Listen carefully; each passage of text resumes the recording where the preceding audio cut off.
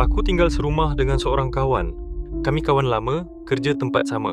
Biasa-biasa je orangnya. Cuma satu benda yang aku perasan sejak beberapa minggu lepas.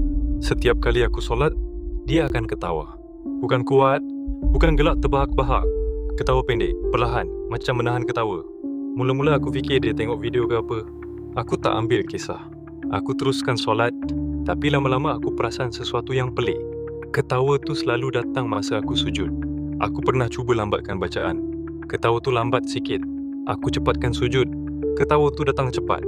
Macam ikut pergerakan aku. Satu malam, aku solat isyak. Rumah sunyi. Dia kata nak tidur awal. Lampu bilik dia tutup. Aku berdiri menghadap kiblat. Baru baca Al-Fatihah, aku dengar ketawa tu. Datang dari ruang tamu. Aku pandang sikit ke tepi. Dia berdiri dekat pintu bilik dia. Gelap. Aku cuma nampak bayangan. Bahunya bergerak-gerak. Macam orang ketawa perlahan. Aku teruskan solat walaupun jantung dah berdegup laju. Masa aku sujud, ketawa tu makin jelas. Lebih dekat, aku bagi salam cepat-cepat. Ruang tamu kosong. Lampu masih tutup. Pintu bilik dia tertutup rapat. Aku ketuk pintu bilik dia. "Oi, kau gelak apa?" Tak ada jawapan. Esoknya aku tanya terus. Dia pelik. "Apa benda?" "Aku tidur awal semalam." Aku cerita pasal ketawa tu. Muka dia terus berubah. Dia diam lama sebelum cakap perlahan. Aku pun nak cakap benda sama.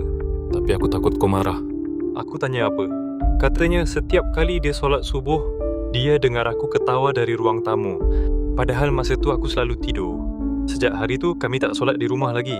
Kalau nak solat, kami buat di surau bawah. Rumah tu rasa sunyi lepas tu. Tak ada ketawa. Tapi kadang-kadang bila aku terlewat balik dan solat seorang diri di rumah, masa aku sujud, aku masih rasa macam ada seseorang yang menahan ketawa betul-betul di belakang aku. Dan kali ni, aku tahu itu bukan kawan aku.